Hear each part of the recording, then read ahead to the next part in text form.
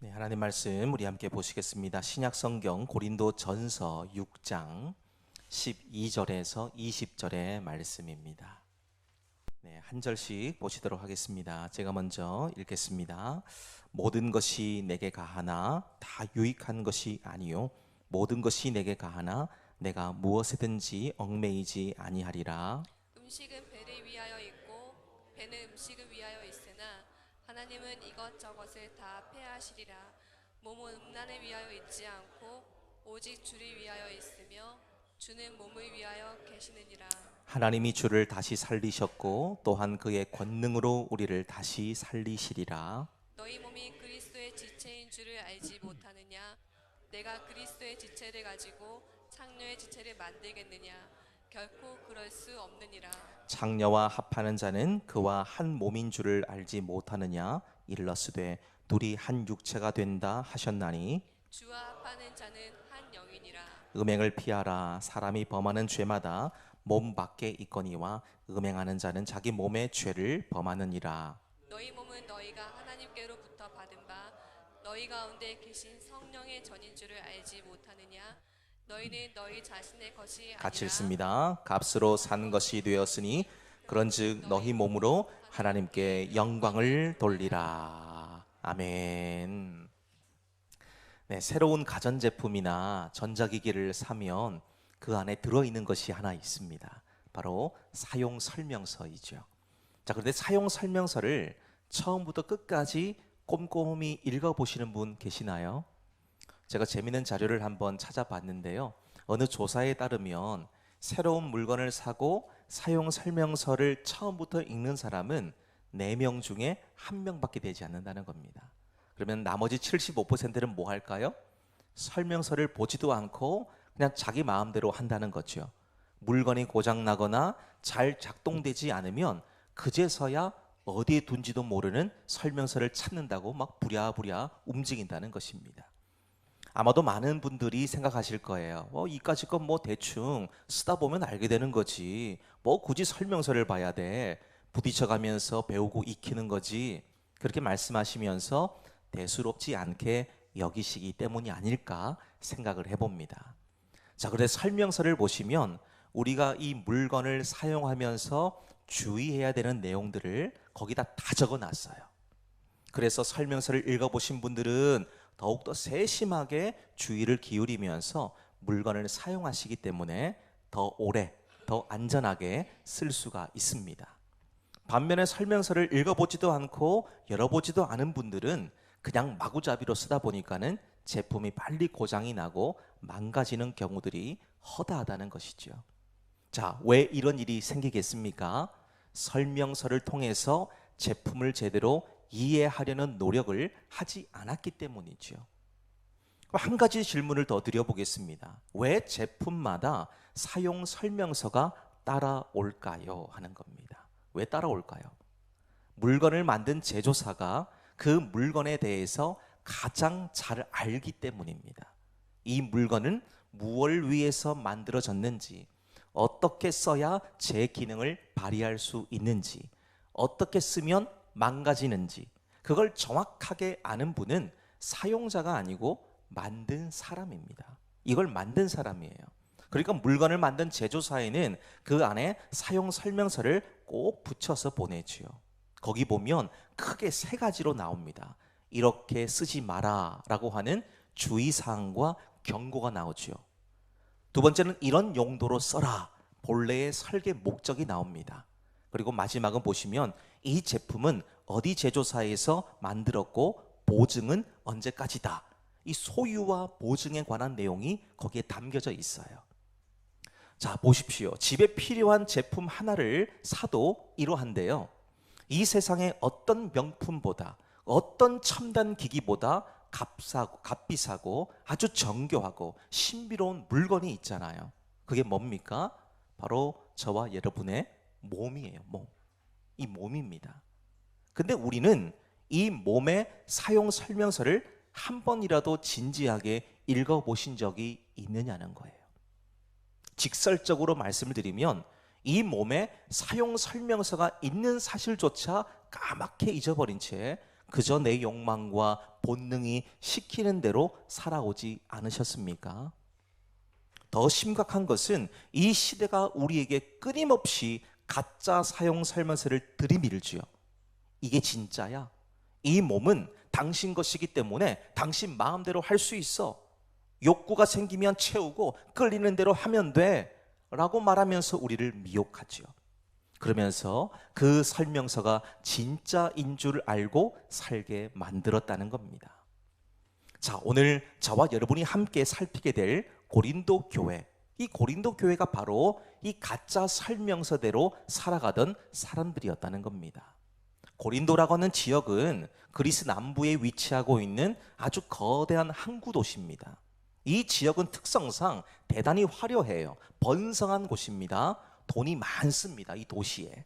그런데 그 이면에 보시면 아주 끔찍한 타락도 함께 자리를 잡고 있었다는 것이지요. 이 지역은 신전에서 행해지던 음란한 문화가 아주 그냥 자연스럽게 녹아져 있던 그런 곳입니다. 그래서 당시 사람들의 입방아에 오르내리던 단어가 하나 있는데요. 고린도화 되었다, 이 말을 하면 그 사람은 고린도 사람처럼 아주 음탕하고 더럽고 추악한 사람이다, 그런 용어로 쓰일 정도였다는 겁니다. 그러니까 고린도화 되었다, 고린도 지역에 있는 사람들은 이런 수모를 겪어야 될 만큼 아주 타락한 곳이었다라는 것입니다.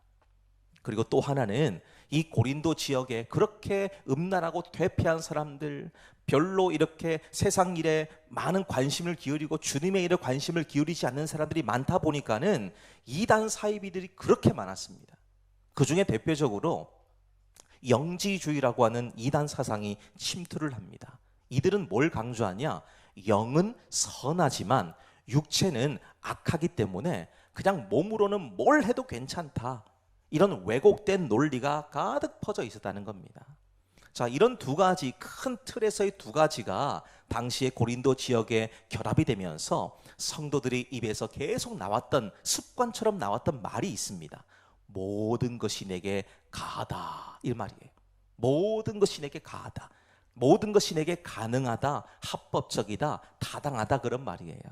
이런 구호 아래서 음란과 방종을 신앙과 전혀 모순 없이 받아들이는 영적인 혼란에 빠지고 있더라는 겁니다. 자, 이 모습을 보게 된 바울이 정말 안타까운 마음을 가지고 그들을 사랑하는 마음으로 지금 이 편지를 쓴 겁니다.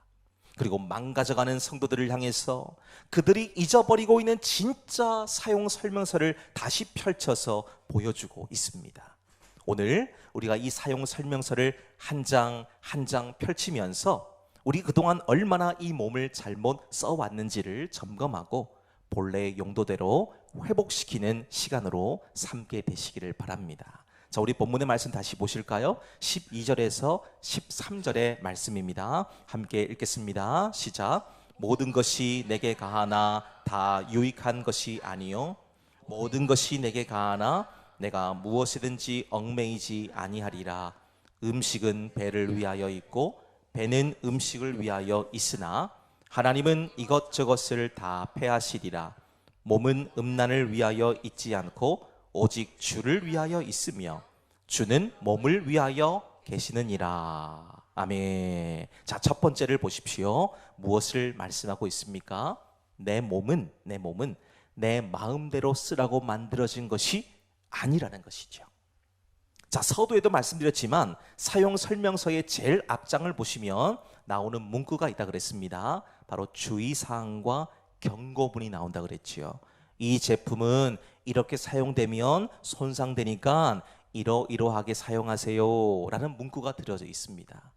자, 오늘 본문에도 보시면 바울이 모든 것이 내게 가하나, 이 반복되는 말을 지금 쓰고 있습니다. 그러면서 우리가 흔히 저지르게 되는 잘못된 사용법부터 다시 짚어주고 있지요. 자, 이 모든 것이 내게 가하다, 이 말을 직역하면 이렇습니다. 모든 것이 내게 허용되어져 있다, 내게 다 할 권리가 있다, 그런 뜻이에요. 근데 이 말을 지금 누가 입버릇처럼 하고 살았다는 말입니까? 고린도 성도들이요. 고린도 성도들이. 그렇다면 고린도 성도들이 왜 누구에게서 이 배운 이 말을 아무렇지도 않게 하면서 자기를 정당화 시켰느냐는 겁니다. 흥미롭게도 이 말은 본래 바울이 전한 복음의 자유에서 나온 말이에요. 복음의 자유. 바울이 계속 강조했던 것이 있습니다. 이제부터 너희들은 율법의 정죄에서 자유롭다. 그리스도 안에서 자유한 자다. 이렇게 가르쳤어요. 맞습니다, 여러분. 복음 안에서 우리는 참된 자유를 얻었지요. 근데 문제는 고린도 성도들이 이 말을 자기들의 그릇된 삶에다가 그대로 갖다 붙였다는 거예요. 즉, 내가 뭘 하든지 간에 다 괜찮다라는 것으로 바꿔버렸다는 겁니다. 제조사가 넣어준 설명서의 한 구절을 똑 떼어다가 자기 입맛에 맞추어서 다 비틀어 버리는 거예요. 그래서 가짜 설명서를 지금 사용하는 것과 같은 이치라는 것이지요. 자, 그래서 바울은 고린도 성도들의 이런 그릇된 가르침을 외침을 그냥 넘기지 않고 곧바로 두 가지 말로 되치기를 하고 있지요. 자, 먼저는 뭡니까? 다 유익한 것은 아니다 라고 얘기하죠. 유익하다는 말이 뭡니까? 도움이 되고 덕을 세운다, 그 말이에요. 도움이 되고 덕을 세운다.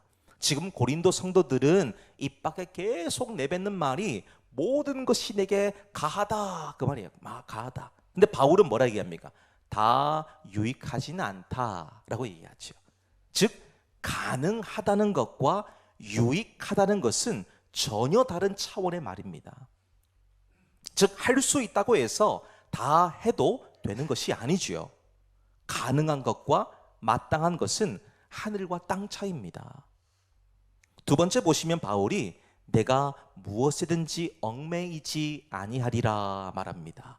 이 얽매이다는 말을 보세요. 권세 아래에 지배당하다, 누군가의 손아귀에 종속되다, 이런 말이에요.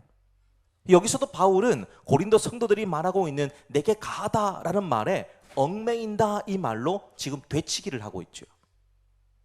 근데 흥미로운 것은 이 두 말이 한 뿌리에서 나왔어요. 한 뿌리.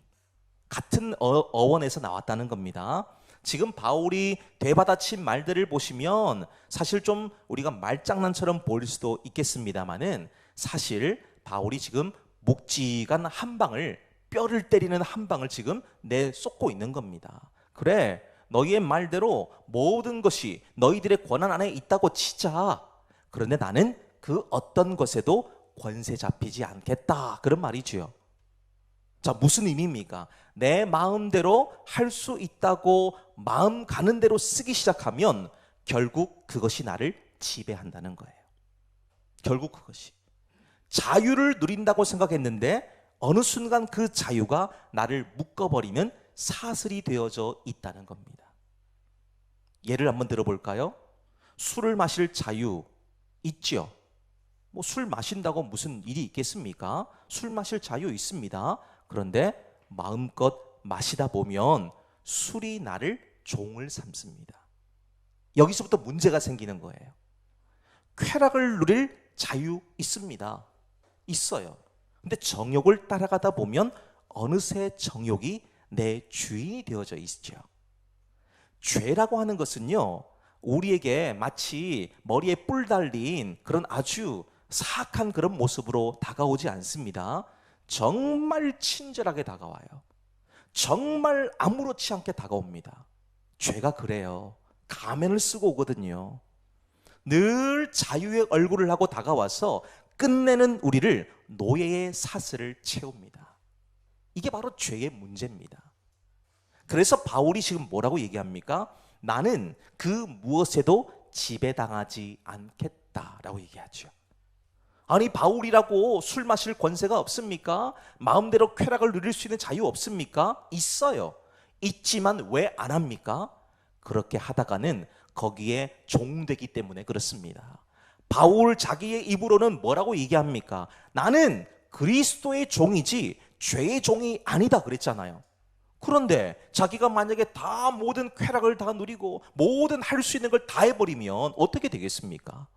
거기에 매여서 한 발자국도 나갈 수가 없기 때문에 나는 아예 애초부터 그 죄악의 길로 가지 않는다는 거예요. 선을 긋고 있는 거예요. 이거는 사용 설명서를 제대로 읽고 숙지한 사람의 자유라는 것입니다.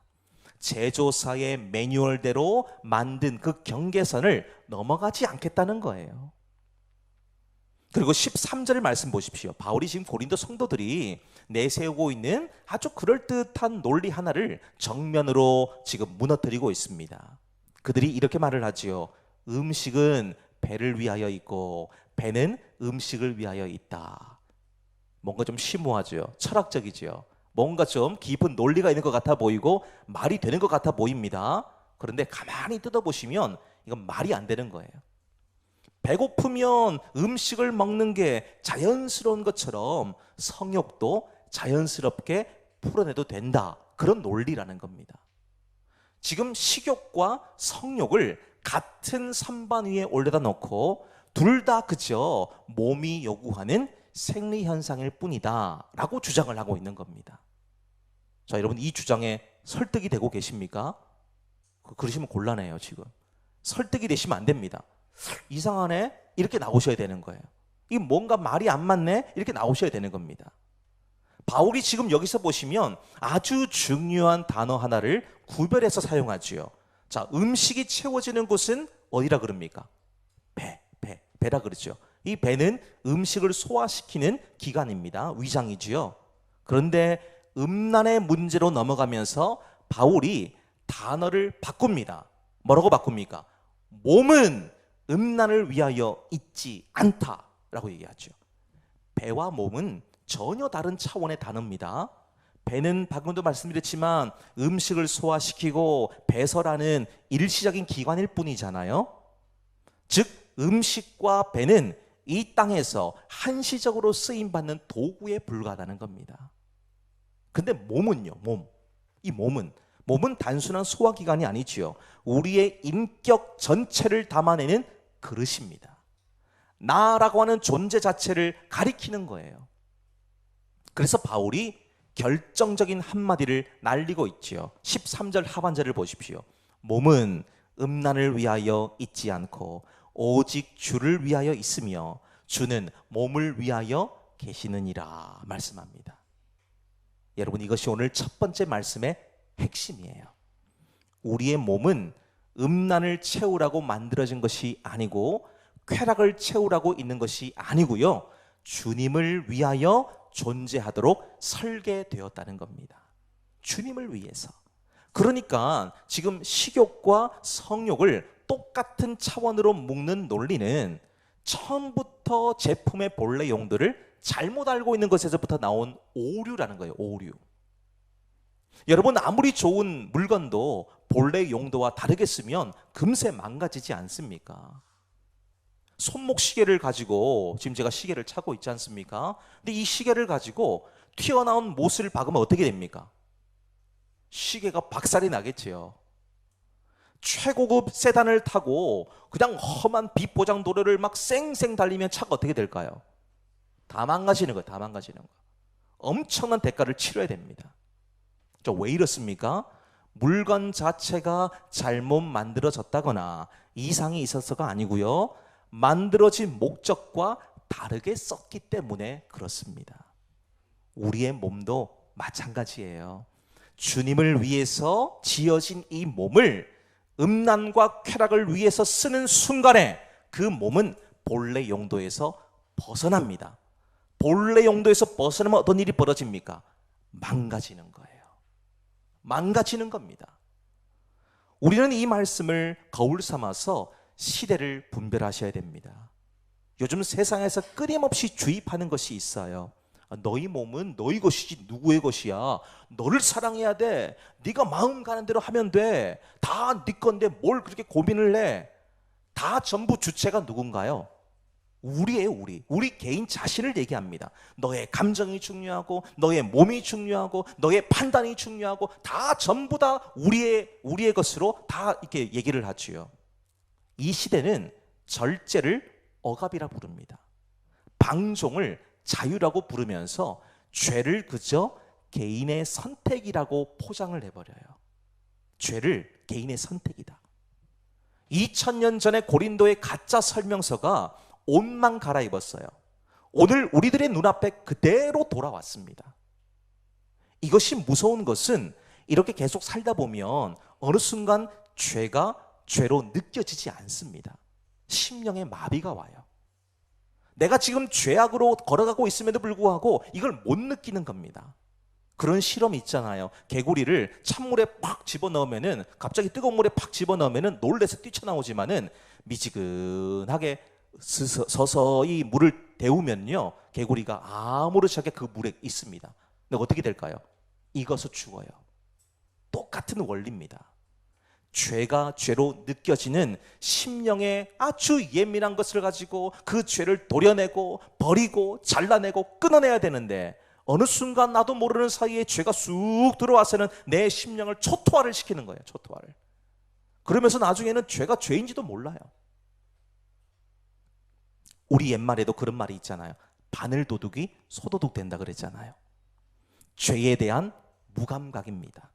우리 영혼을 병들게 만들고 죽이는 가장 무서운 고장이 바로 여기에 있습니다. 자, 그렇기 때문에 오늘 우리는 이 말씀을 다시 한번 우리 마음에 새길 수 있어야 됩니다. 우리 몸은 내 것처럼 보입니다만 내 것이라고 마음대로 쓰시면 안 된다는 거예요. 죄와 타협하는 순간 어느새 우리가 죄의 종이 되고 말기 때문이에요. 원래 만들어진 목적대로 주님을 위해서 쓰는 이 몸이 되시기를 주님의 이름으로 축복합니다.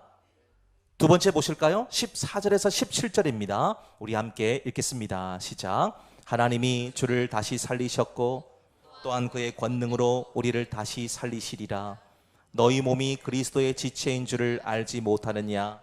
내가 그리스도의 지체를 가지고 창녀의 지체를 만들겠느냐?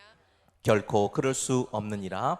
창녀와 합하는 자는 그와 한 몸인 줄을 알지 못하느냐? 일러스되 둘이 한 육체가 된다 하셨나니 주와 합하는 자는 한 영이니라. 아멘. 자, 두 번째 보십시오. 두 번째는 뭐라고 되어져 있습니까? 내 몸은 주님과 하나 되도록 설계되었다는 겁니다. 자, 사용 설명서를 다시 생각해 보세요. 이 사용 설명서를 넘기다 보면 제품을 만든 본래 용도, 즉 이 제품은 무엇을 위해 만들어졌는가를 설명하지요. 그 어디에 사용하도록 만들어졌는가를 그냥 장황한 설명과 함께 상세한 그림으로도 보여주고 있습니다. 자, 우리 몸도 마찬가지예요. 도대체 이 몸이 무엇을 위해 설계되었는가를 알아야 우리가 제대로 쓸 수가 있지 않겠습니까? 방금 읽은 본문 말씀 보시면 바울은 몸의 설계 목적을 밝혀주고 있죠. 자, 먼저 14절을 보면 다시 살렸다, 다시 살렸다, 이 표현이 반복해서 나옵니다. 무덤에서 일으켜 세우는 부활을 얘기하죠. 앞서 고린도 지역을 휩쓸고 있고 당시 교회에 가장 큰 위협이 되었던 영지주의라고 하는 이단들이 사람들을 이렇게 선동하며 가르쳤어요. 어떻게 가르쳤냐? 육신은 어차피 썩어 없어질 쓰레기와도 같아. 그러니까 아무렇게나 살아도 돼. 아무렇게나. 네 하고 싶은 거 다 해. 어차피 너 구원받았잖아. 이렇게 나오는 겁니다. 근데 바울을 보세요. 정반대로 얘기하죠. 아니야. 하나님은 그의 아들 예수의 몸을 무덤에서 다시 일으키셨고 똑같은 권능으로 너희들의 몸도 살리실 거야. 말씀하죠. 즉 우리의 몸은 잠깐 쓰고 버리는 일회용품이 아니고요. 부활이라고 하는 영광스러운 미래가 약속된 영원과 연결되는 몸이라는 겁니다. 그러니까 얼마나 중요한지 몰라요. 얼마나 중요한지 몰라요. 우리가 이 몸을 어떻게 대하느냐는 이 몸을 무엇이라고 믿느냐에 달려 있습니다. 만약에 이 몸이 죽으면 모든 게 끝난다라는 것이라면 아이 죽으면 끝인데 뭐 살아있을 때 마음껏 즐겨, 그게 맞을 거예요. 근데 영원히 주님과 함께할 부활의 몸이라면 우리는 결코 이 몸을 함부로 다룰 수 없다는 겁니다. 부활의 소망이야말로 이 몸을 거룩하게 지켜낼 수 있는 가장 깊은 뿌리라는 것이죠. 나아가서 바울이 우리들에게 이렇게까지 표현합니다. 15절 보십시오. 너희 몸이 그리스도의 지체인 줄 알지 못하느냐 그러지요. 지체라는 말이 뭡니까? 우리 몸에 붙어있는 팔다리, 손가락, 발가락 이런 걸 얘기하는 거예요. 우리 몸에 붙어있는 기관들이 제 맘대로 작동을 합니까? 아니지요. 지금 제 앞에 물컵이 있는데요, 물컵 잡아라 머리에서 명령을 하면 물컵을 잡아야죠. 이게 정상 아닙니까? 근데 물컵을 잡아라 그랬는데 갑자기 주보를 집어들면 어떻게 됩니까? 제 몸이 지금 고장 난 거예요. 어딘가 지금 문제가 있다는 겁니다. 바울도 지금 이 표현을 헬라어 성경에서, 헬라어 본문 중에서 가장 강한 부정의 표현으로 쓰고 있다는 겁니다. 결코 그럴 수 없다. 결코 그럴 수 없다. 그러니까 단순히 그냥 아니요, 이 가벼운 말이 아니고요, 그런 일은 절대로 결단코 상상조차 할 수 없다. 아주 강렬한 거부 반응이고 이런 발상 자체에 강한 몸서리를 치고 있는 겁니다. 그러니까 아주 강한 논리로 지금 이 말을 하고 있는 거지요. 자, 왜 이렇게 강하게 말씀하고 있을까요? 이유가 16절, 17절 말씀에 나옵니다. 바로 합하다, 합하다라는 단어가 그 이유를 보여줍니다. 이 말이 가지고 있는 본래의 뜻은요, 참 강렬해요. 이 표현의 뜻을 찾아보니까 이렇더라고요. 악교로 단단히 붙이다. 악교로 풀로 붙여서 떼어낼 수 없게 만들다, 그런 말입니다. 여러분, 두 가지 물건을 강력 접착제로 딱 붙여버리면 어떻게 됩니까? 억지로 떼어내는 것도 힘들 뿐더러 어쨌든 뗐다고 쳐보세요. 뗐으면 어떻게 될까요? 찢어지고 갈라지고 막 박살이 나는 겁니다. 원래 제 모습이 안 나온다는 거예요. 바로 이런 결합을 가리킬 때에 사용되는 표현으로 합하다라는 말을 썼습니다. 합하다. 근데 이 합하다라는 말을 어디다 썼느냐, 이게 중요하죠. 어디 썼습니까 지금? 창녀와 합하는 자. 즉 창녀라는 말은 세상의 쾌락을 얘기하잖아요. 세상의 쾌락과 딱 붙어버린 사람, 악교풀로 딱 붙여버려서 떨어지지도 않게 붙여버린 사람들, 어떻게 된다는 겁니까? 처음에는 그 쾌락과 정욕에 이끌려서 그냥 아주 기분 좋게 살아갑니다마는 이거를 떼어내려고 하는 순간에 엄청난 상처와 깊은 흉터가 남는다는 거예요. 몸으로 잠깐 죄를 짓고 끝내는 가벼운 것이 아니고요, 나의 인격 전체가 거룩하지 못한 것과 한 몸으로 엮이게 되는 심각한 일이라는 것이지요. 그래서 바울은 원래 우리가 어떻게 지음 받았는지를, 이 몸의 본래 용도가 무언지를 얘기하고 있지요. 우리는 주님과 합하여진 한 영이다 라고 얘기합니다. 저와 여러분은 누구와 붙어 있다고요?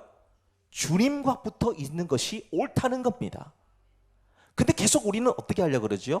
이걸 막 억지로 잡아 뜯어가지고 분리를 시켜가지고 세상의 쾌락으로 한 발, 주님께로 한 발, 이렇게 갖다 놓는 겁니다. 그러면 될까요? 안 될까요? 제가 지금 안 된다는 것을 말씀드리는 겁니다. 그렇게 했다가는 둘 다 너덜너덜해지는 거예요. 둘 다 거기 붙어 있지 못하다는 겁니다.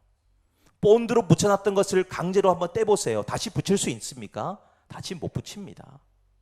다시 붙이려면 또다시 그거를 세공해서 가공해내고 다듬어내고 얼마나 작업이 많은지 몰라요. 복잡합니다. 힘들어요. 여러분, 어떤 제품이든지 본래 용도에서 벗어나서 함부로 쓰게 되면 금방 파손돼서 사용하지 못하게 되지 않습니까? 물건도 이러한데 하물며 우리의 몸은 오죽하겠습니까? 본래 용도를 벗어나서 몸을 아무렇게나 사용되면 망가지고 다시 돌이키기가 참 어렵게 됩니다. 자, 그렇기 때문에 우리는 원래 지음 받은 대로 주님께 딱 달라붙어서 떨어지지 않아야 이 몸이 본래 용도대로 온전하게 쓰임 받을 수 있다는 것이지요. 이것이 오늘 바울이 두 번째 강조해주고 있는 본문의 말씀입니다. 마지막 세 번째 보실까요? 18절에서 20절의 말씀입니다. 우리 함께 읽겠습니다. 시작. 음행을 피하라. 사람이 범하는 죄마다 몸 밖에 있거니와 음행하는 자는 죄악의 몸에 죄를 범하느니라. 너희 몸은 너희가 하나님께로부터 받은 바 너희 가운데 계신 성령의 전인 줄을 알지 못하느냐?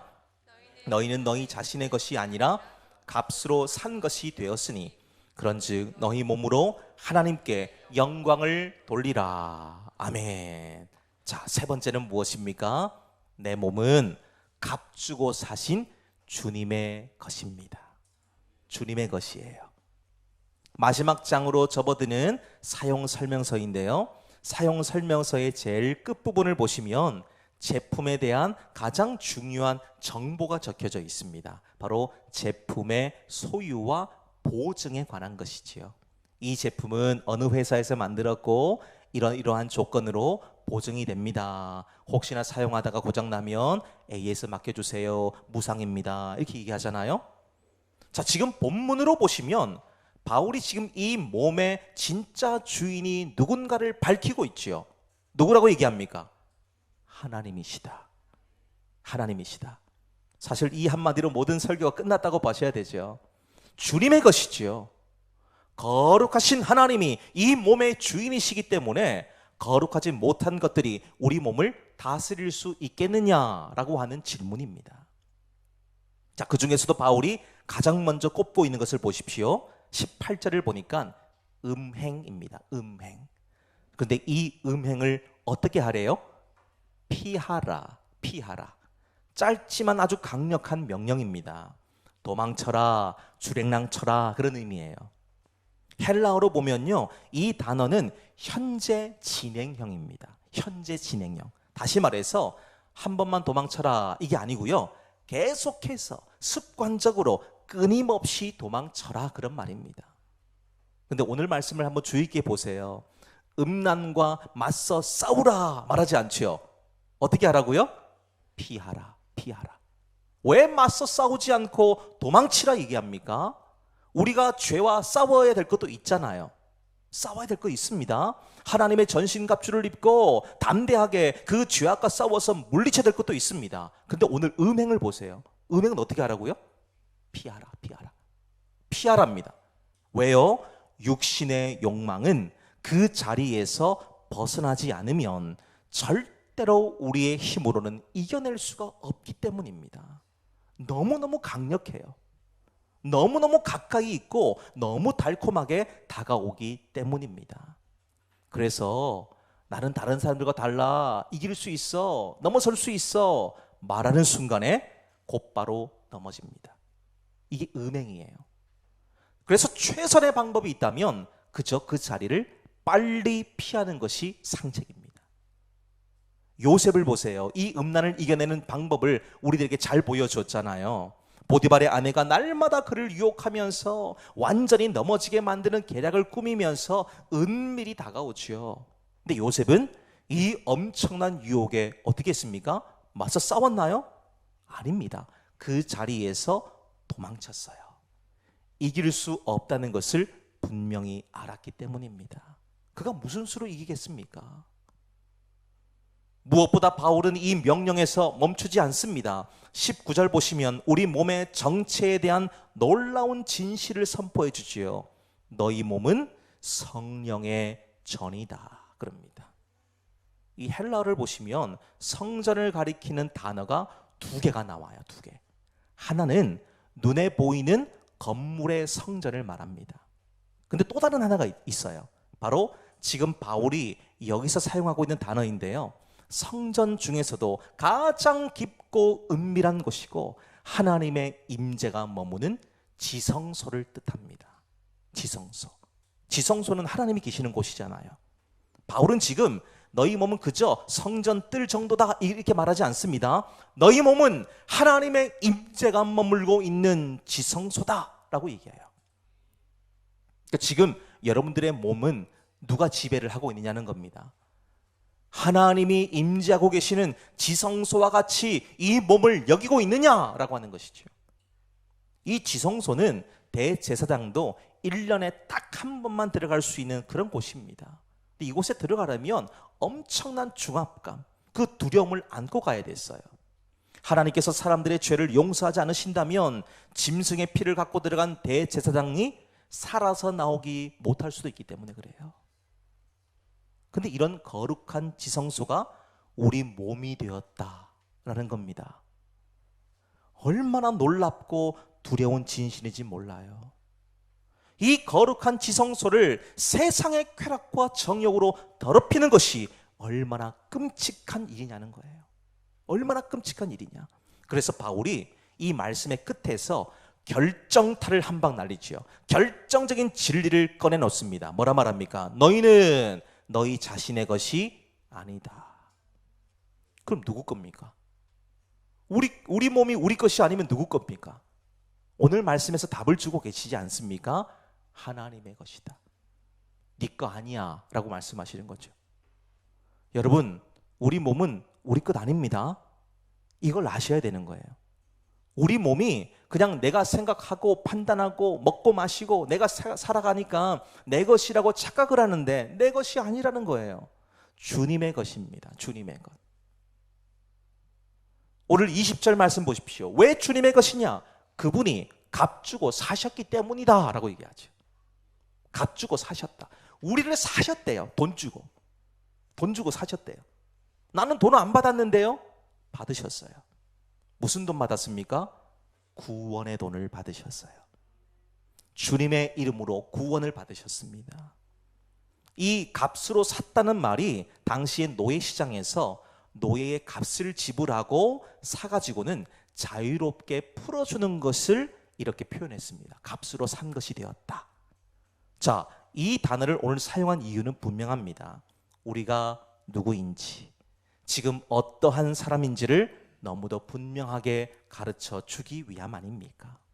바로 저와 여러분은 죄의 노예시장에 묶여있던 사람들이었지만 누군가 우리를 보시고는 대신 값을 치르고 우리를 사셨다는 겁니다. 성경은 그 값을 예수님의 보혈이라고 가르칩니다. 이 보혈은 무엇으로도 값을 매길 수가 없는 것이에요. 주님은 자기의 생명이라는 가장 비싼 값을 치러서 죄의 노예되었던 우리를 사셨습니다. 하나님의 자녀로 자유롭게 하셨어요. 그러니까 이제는 소유권이 바뀐 겁니다. 소유권이 바뀐 거예요. 더 이상 이 몸은 내 것이 아니고 나를 값주고 사신 주님의 것이다. 주님의 것이다. 이것이 오늘 본문의 말씀에서 너희는 너희 자신의 것이 아니라, 이 말씀의 깊은 뜻임을 우리가 분명하게 아셔야 된다는 것이지요. 그러면서 바울이 결론적인 명령을 하고 있습니다. 20절 말씀 보니까 그런즉 너희 몸으로 하나님께 영광을 돌려라. 영광을 돌려라. 너희의 그 몸으로, 부활할 그 몸으로, 그리스도의 지체인 그 몸으로, 성령이 거하시는 지성소인 그 몸으로, 값주고 사신 주님 그 몸으로 하나님을 영화롭게 하며 살아가라, 그런 말이에요. 이것이 바로 사용 설명서의 마지막 결론이고 이 몸을 가장 바르게 쓰는 길이라는 것입니다. 사랑하는 여러분, 이 시대는 자기 결정권을 최고의 가치로 여기지 않습니까? 내가 내 인생의 주인이고 내 몸은 내가 다 결정한다. 그런데 복음은요, 그렇게 말하지 않습니다. 주님이 나의 주인이시다 람을 선포하는 겁니다. 주님이 나의 주인이시다. 이 고백이 신앙의 출발이고 핵심이라는 것이지요. 자, 그렇기 때문에 이제 우리는 내 멋대로 살던 자리에서 이 몸을 만드신 주님의 설명서대로 살아가는 자리로 돌아오셔야 됩니다. 주님 만드신 대로 돌아오셔야 되는 거예요. 부디 오늘 이 말씀이 우리 안에 깊이 새겨져서 세상에서 만든 가짜 설명서를 따라가지 않고 우리를 값주고 사신 하나님의 설명서대로 우리 몸과 삶 전체를 날마다 주님께 올려드리는 거룩한 예배자로 살게 되시기를 주님 이름으로 축복합니다.